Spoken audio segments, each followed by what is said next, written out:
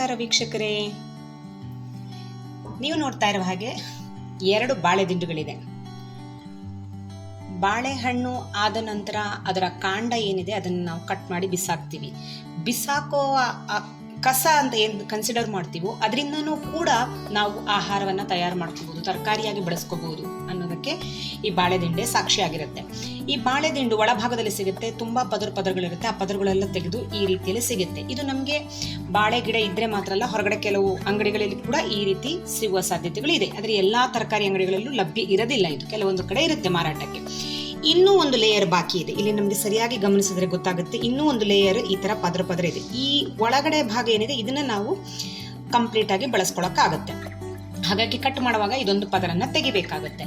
So ಇದನ್ನ ನಾವು ಬಳಸಿ ಪಲ್ಯ ಮಾಡಬಹುದು, ಜ್ಯೂಸ್ ಮಾಡ್ಕೋಬಹುದು, ಇದರ ಜ್ಯೂಸ್ ಮಾಡಿ ಕುಡಿಬಹುದು, ಬಹಳ ಒಳ್ಳೆಯದು. ಇವತ್ತು ವಿಶೇಷವಾಗಿ ನಾವಿದರಲ್ಲಿ ಸೂಪ್ ಅನ್ನ ಮಾಡೋದು ಹೇಗೆ ಅನ್ನೋದನ್ನ ನೋಡೋಣ. ನೋಡಿ, ಈ ರೀತಿಯಲ್ಲಿ ಸ್ಲೈಸ್ಗಳಾಗಿ ಕೂಡ ಕಟ್ ಮಾಡ್ಕೋಬಹುದು, ಅಥವಾ ಈ ರೀತಿಯಲ್ಲಿ ಮಾಡ್ಬೋದು. ಯಾವ ರೀತಿಯಲ್ಲೂ ಮಾಡಿದ್ರು ಮೇಲೆ ನಾರಿನ ತರ ಸಿಕ್ಕಿದ್ರೆ ಅದನ್ನ ಕೈಯಿಂದ ತೆಗೆದು ಅದನ್ನ ಶುಚಿ ಮಾಡ್ಕೋಬೇಕು. ಯಾಕಂದ್ರೆ ತುಂಬಾ ನಾರಿನಂಶ ಸಿಕ್ಕಿದ್ರೆ ತಿನ್ನಕ್ಕೆ ನಮಗೆ ಬಾಯಿಗೆ ಒಂಥರ ಅಡ್ಡಿ ಆದಂಗೆ ಆಗುತ್ತೆ. ಹಾಗಾಗಿ ಅದನ್ನ ತಕ್ಕೋಬೇಕು. ತೆಗೆದ ನಂತರ ಇದನ್ನ ಮಜ್ಜಿಗೆ ನೀರು, ಅಂದ್ರೆ ನೀರಿಗೆ ಸ್ವಲ್ಪ ಮಜ್ಜಿಗೆನ ಸೇರಿಸ್ಕೊಂಡಿದ್ದೀನಿ. ಮಜ್ಜಿಗೆ ನೀರಿಗೆ ಕೂಡ ಹಾಕ್ಬೋದು. ಯಾಕೆ ಮಜ್ಜಿಗೆ ನೀರಿಗೆ ಹಾಕ್ತೀವಿ ಅಂದ್ರೆ ಅದರ ಬಣ್ಣ ಕಟ್ ಮಾಡಿದಾಗ ಕಪ್ಪಾಗ್ಬಿಡುತ್ತೆ ಬಾಳೆದಿಂಡು. ಆ ಬಣ್ಣ ಹೋದ್ರೆ ಚಂದ ಹೋಯ್ತು ಅದರದ್ದು ಅನ್ನೋ ಕಾರಣಕ್ಕೆ, ಚಂದನೂ ಉಳ್ಕೊಳ್ಳಿ ಅನ್ನೋ ಕಾರಣಕ್ಕೆ ಕಪ್ಪಾಗದೆ ಇರಲಿ ಅಂತ ಮಜ್ಜಿಗೆಗೆ ಹಾಕ್ತೀವಿ. ಮಜ್ಜಿಗೆಗೆ ಹಾಕಿದ್ರೆ ಬಿಳಿಯಾಗೇ ಇರುತ್ತೆ ಅದು ಬಾಳೆದಿಂಡು. ಈ ರೀತಿ ಎಲ್ಲ ಬಾಳೆದಿಂಡನ್ನು ಸಣ್ಣದಾಗಿ ಕಟ್ ಮಾಡಿಕೊಂಡು ತುಂಡು ಮಾಡಿಕೊಂಡು ಮಜ್ಜಿಗೆ ನೀರಿಗೆ ಹಾಕಿ ಇಡ್ತೀವಿ ನಾವು. ಈಗ ಇದನ್ನ ಬೇಯಿಸ್ಕೊಳ್ಳೋಣ, ಕುಕ್ಕರಲ್ಲಿ ಹಾಕಿ ಬೇಯಿಸ್ಕೊಳ್ಳೋಣ ನಾವು. ಹೆಚ್ಚಿ ನೀರಲ್ಲಿ ಹಾಕಿಟ್ಟಿದ್ದಂತಹ ಬಾಳೆದಿಂಡನ್ನು ಕುಕ್ಕರ್ಗೆ ಹಾಕ್ಕೊಂಡಿದ್ದೀನಿ. ಸ್ವಲ್ಪ ನೀರು ಹಾಕ್ಕೊಂಡಿದ್ದೀನಿ. ಇಷ್ಟು ಸಾಮಗ್ರಿಗಳನ್ನ ಸಿದ್ಧ ಮಾಡ್ಕೊಂಡಿದ್ದೀನಿ. ಇಲ್ಲಿ ಈರುಳ್ಳಿ ಹೆಚ್ಚಿಟ್ಕೊಂಡಿದ್ದೀನಿ, ಶುಂಠಿ ಸಣ್ಣ ತುಂಡು, ಅದೇ ರೀತಿ ಬೆಳ್ಳುಳ್ಳಿ, ಉಪ್ಪು, ರುಚಿಗೆ ಎಷ್ಟು ಬೇಕಷ್ಟು, ಕಾಳು ಮೆಣಸನ್ನು, ಆಮೇಲೆ ಅರಿಶಿನ, ಜೀರಿಗೆ, ಇದಿಷ್ಟನ್ನು ಅದಕ್ಕೆ ಹಾಕಿ ಒಟ್ಟಿಗೆ ಬೇಯಿಸ್ಕೊಳ್ತೀವಿ ನಾವು. ಒಂದು 2 ರಿಂದ 3 ವಿಸಿಲ್ ಆಗೋಷ್ಟು ಬೇಯಿಸ್ಕೊಳ್ತೀವಿ ನಾವು ಇದನ್ನು. ಈ ರೀತಿ ಬೇಯಿಸಿ ಸಿದ್ಧಾಗಿರೋದನ್ನು ಮಿಕ್ಸಿ ಜಾರ್ಗೆ ಹಾಕ್ಕೊಂಡು ಗ್ರೈಂಡ್ ಮಾಡ್ಕೊಳ್ಳೋಣ ನೀಟಾಗಿ. ಒಂದಷ್ಟು ಹೋಳುಗಳನ್ನು ಉಳಿಸ್ಕೊಂಡಿದ್ದೀನಿ, ಯಾಕಂದರೆ ನಾವು ಸೂಪ್ ಮಾಡಬೇಕಾದ್ರೆ ಒಂದಷ್ಟು ಮಧ್ಯದಲ್ಲಿ ಹೋಳುಗಳು ಬೇಕು ಬಾಯಿಗೆ ಸಿಗೋ ಥರ ಅನ್ನೋ ಕಾರಣಕ್ಕೋಸ್ಕರ ಸ್ವಲ್ಪ ಉಳಿಸ್ಕೊಂಡಿದ್ದೀನಿ.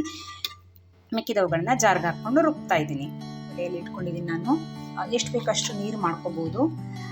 ಇದು ಇನ್ನೂ ಸ್ವಲ್ಪ ತಿಕ್ಕಾಗಿ ನನಗೆ ಸೂಪ್ಗೆ ಸ್ವಲ್ಪ ಗ್ರೇವಿ ಥರದ್ರಲ್ಲಿ ಬೇಕು ಅಂತ ನಮ್ಗೆ ಏನಾರು ಅನಿಸಿದ್ರೆ ಫ್ಲೋರನ್ನು ನಾವು ಇದಕ್ಕೆ ಆ್ಯಡ್ ಮಾಡ್ಕೋಬೋದು ನೀರು ಹಾಕ್ಕೊಂಡು. ಅಥವಾ ನಮ್ಮಲ್ಲಿ ಕಾರ್ನ್ಫ್ಲೋರ್ ಇಲ್ಲ ಅಂತಂದರೆ ಅಕ್ಕಿ ಹಿಟ್ಟಿಗೆ ಸ್ವಲ್ಪ ನೀರು ಹಾಕ್ಕೊಂಡು ಕೂಡ ಕಲಿಸ್ಕೊಂಡು ಹಾಕೋಬೋದು. ನಾನು ಅಕ್ಕಿ ಹಿಟ್ಟಿಗೆ ಹಾಕ್ತಾ ಇದ್ದೀನಿ, ನನ್ನ ಹತ್ರ ಕಾರ್ನ್ಫ್ಲೋರ್ ಇಲ್ಲದೆ ಇರೋ ಕಾರಣ. ಚೆನ್ನಾಗಿ ಗಂಟಿಲ್ದಂಗೆ ಕಲಿಸ್ಕೋಬೇಕು. ಎಷ್ಟು ಬೇಕು ಅಷ್ಟೇ ಹಾಕೋಬೇಕು. ನನಗೆ ತುಂಬ ತಿಕ್ ಬೇಡ ಅಂತಂದರೆ ಸ್ವಲ್ಪ ಹಾಕ್ಕೊಂಡ್ರೆ ಸಾಕು. ನಾನು ಇಷ್ಟೇ ಹಾಕ್ಕೊಳ್ತಾ ಇದ್ದೀನಿ. ಈಗ ಇದು ರುಚಿಗೆ ನನಗೆ ಉಪ್ಪು ಸಾಕಾಗಲಿಲ್ಲ ಅಂದರೆ ಇನ್ನೊಂದು ಸ್ವಲ್ಪ ಉಪ್ಪನ್ನು ಕೂಡ ಹಾಕ್ಕೋಬಹುದು.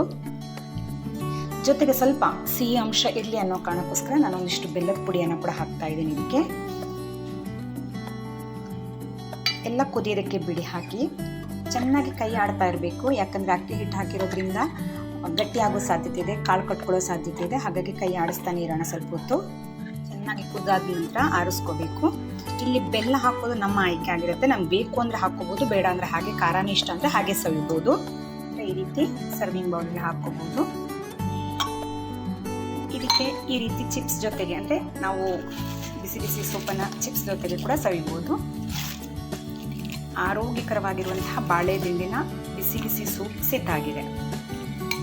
ನಾರಿನಾಂಶಯುಕ್ತವಾಗಿರುವಂಥ ಆಹಾರ, ಬಹಳ ಚೆನ್ನಾಗಿರುವಂಥ ಆಹಾರ ಕೂಡ. ಎಷ್ಟೋ ಕಿಡ್ನಿ ಸಮಸ್ಯೆಗಳಿಗೆ, ಕಿಡ್ನಿ ಸ್ಟೋನ್ನ ಸಮಸ್ಯೆಗೆ ಲಾಭ ಕೊಡುವಂಥ ಆಹಾರ ಪದಾರ್ಥ ಇದು.